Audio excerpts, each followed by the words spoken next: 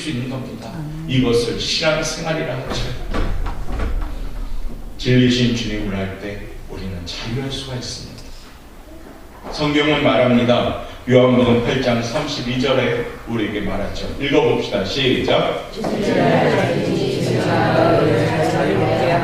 진리를 아셔야지 자유로워집니다. 할렐루야. 진리를 아셔야지, 깨달아야지 자유롭습니다. 이 진리가 무엇일까요? 오늘 요한복음 1장 1절은 이렇게 설명하십니다. 읽어보도록 하겠습니다. 시작. 태초에 말씀이 계십니다. 이 말씀이 하나님과 함께 계셨으니 이 말씀은 곧 하나님이십니다. 말씀을 가진 자들은 자유로울 수밖에 없죠. 왜요? 하나님이 함께 하니까. 말씀을 듣는 자는 자유로울 수밖에 없습니다. 왜요? 하나님이 함께 하니까. 결산 시간입니다. 예배가 더 드려야 되고요, 기도를 더 해야 되고요, 찬양을 더 해야 될 이유가 여기 있습니다. 뒤로 물러갔던 걸음이 이제 더 힘차게 나아가셔야 됩니다. 왜요? 우리는 땅의 시민이 아니라 하늘의 시민이기 때문입니다. 요한복음 1장 14절은 더 구체적으로 우리 주님을 설명하는데요. 읽어보도록 합니다. 시작. 말씀이 육신이 되어 우리 가운데 거하심에 우리가 그의 영광을 보니 아버지의 독생자의 영광이요 은혜와 진리가 충만하더라. 아멘. 말씀이 육신으로 임하셔서 주님을 보게 하셨습니다.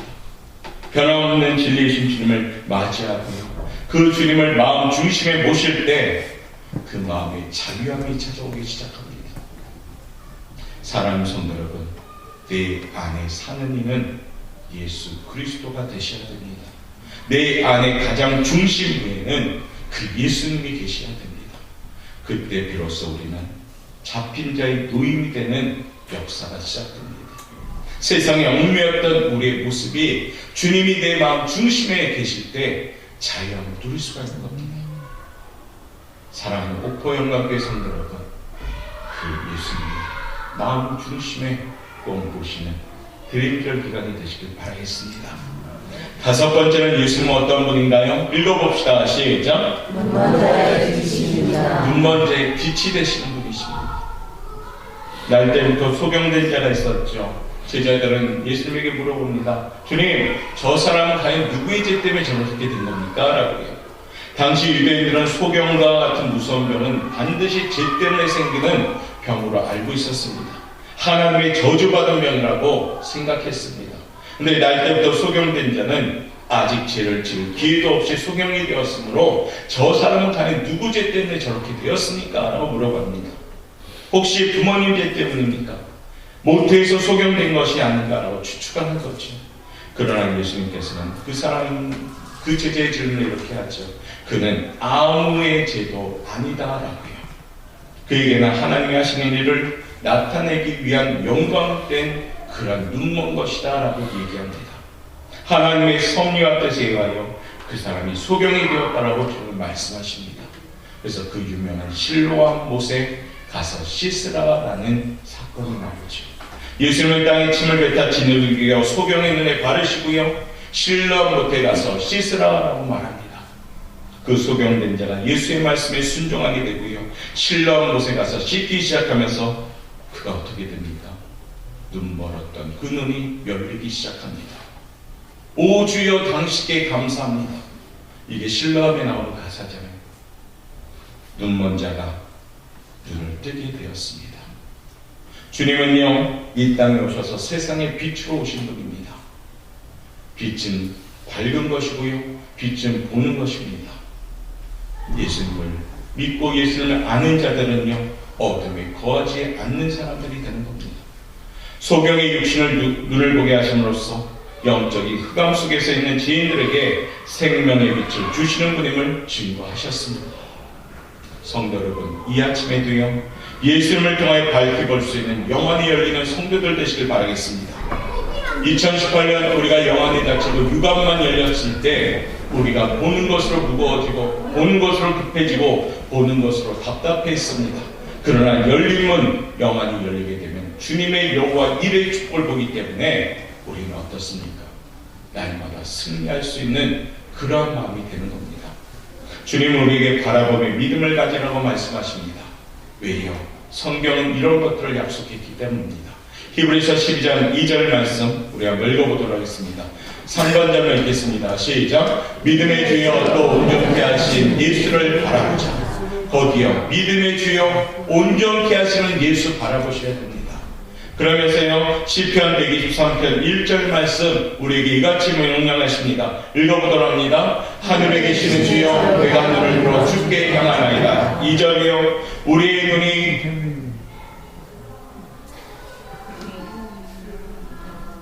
우리의 눈이 여호와 우리 하나님을 바라보며 우리에게 은혜 베풀어 주시를 기다리나이다. 예, 하반절의 그네요.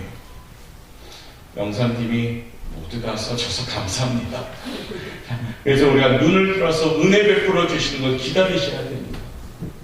마지막 우리가 잘 아는 이사야 40장 31절 말씀 바라보며 아주 큰 말씀이죠. 읽어봅시다. 시작. 오직 여호와를 앙망하는 자는 독수리의 날개치며 올라가서 들 것이요 하늘밭을 아래로 곤비하지 아니하겠고 걸어도 피곤하지 아니하리로다. 믿으십니까? 주님을 앙망하며 쓰임을 얻는 겁니다. 주님을 바라보는 사람은 결코 피곤하지 않습니다.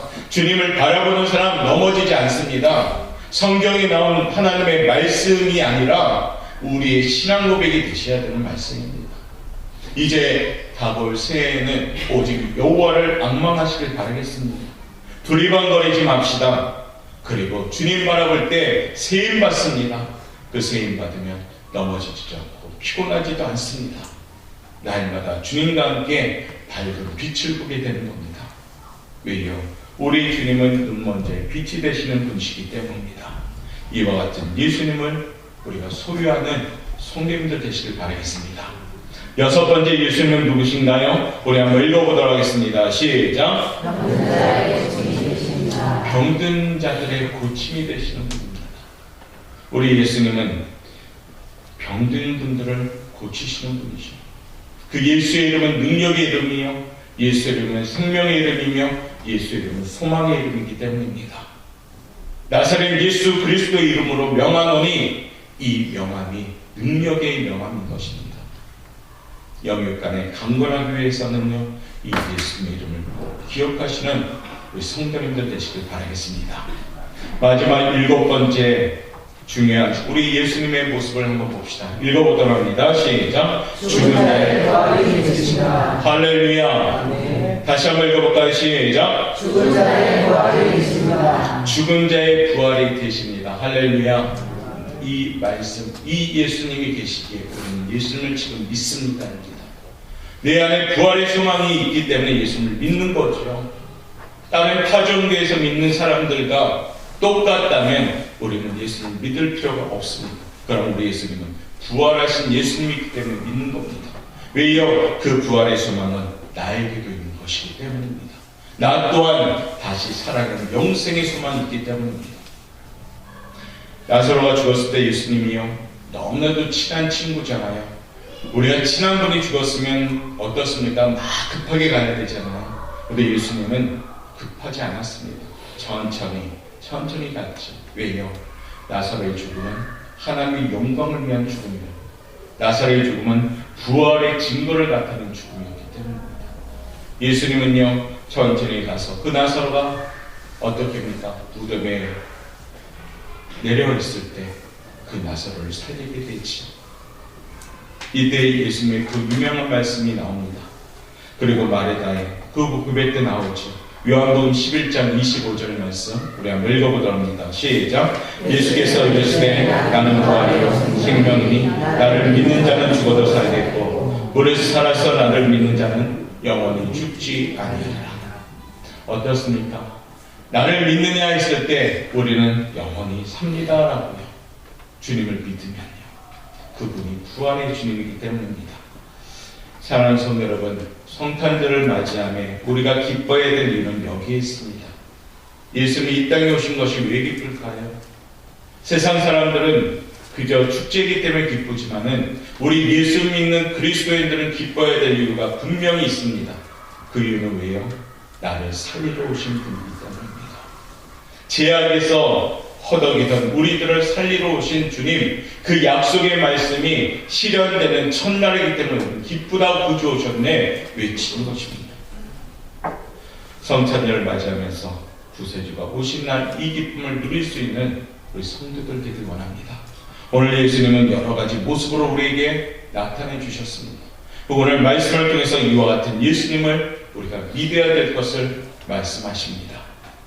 사랑하는 성도 여러분, 진리의 말씀 예수님을 믿으면 영원히 멸망하지 않고 영생을 얻을 줄 믿습니다.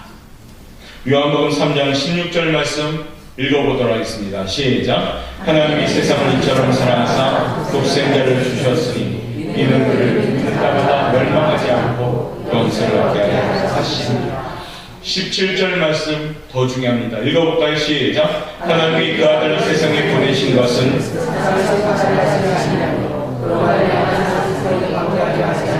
하나님이 세상에 예수를 보내신 이유가 왜요? 심판하러 보내신 것이 아니라 구원받게 하시려고요. 그것이 바로 성탄절입니다. 이 대림절 기간은 구원자신 예수님, 그 예수님을 다시 우리가 맞이하고 다시 내 마음 중심에 모시고 또한 그 예수님을 전하는 우리 성도들이 되셔야 됩니다. 오늘 우리 예수님을 보면서 내가 믿고 있는 예수님이 얼마나 위대하신 분임을 알게 되었습니다. 말씀을 마무리합니다. 우리가 믿는 예수님은 우는 자의 위로가 되신 줄 믿습니다. 없는 자의 풍성한 예수님이심을 믿습니다. 천한 자의 높임이 되시는 예수님을 믿습니다. 잡힌 자의 노임이 되시는 예수님을 믿습니다. 눈먼 자의 빛이 되시는 분을 믿습니다. 병든 자의 고침이 되시는 그분이 나의 예수님이심을 믿습니다. 마지막 죽은 자의 부활이 되시는 예수님을 나는 믿습니다. 이 고백이 대림절 우리의 고백이 되시길 바라겠습니다. 예수님을 알지 못하는 우리 사랑하는 이웃, 사랑하는 부모님, 사랑하는 남편, 사랑하는 가족에게요, 이 위대하신 예수님을 알리는 귀한 성탄절이 되시길 바라겠습니다. 나만 행복한 것이 기독교가 아닙니다.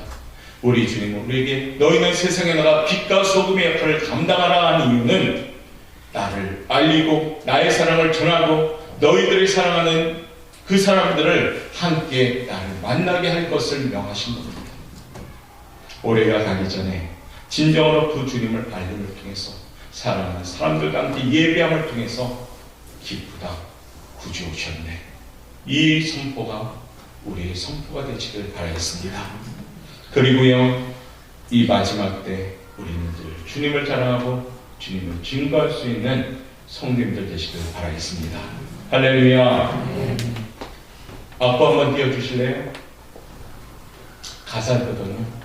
우리 한번 읽어봅시다. 시작. 사랑합니다 나의 예수님, 사랑합니다 아주 많이, 사랑합니다 나의 예수님, 사랑합니다 그것뿐이에요. 그것뿐입니다. 예수님 사랑하는데 이것저것 포장이 필요 없어요. 그것뿐입니다. 우리 사랑하는 성도님들, 예수님 사랑하시는 성도님들 되시길 바라겠습니다. 예수님은 우리가 사랑하는 것보다 훨씬 더 우리를 많이 사랑하시는 분입니다.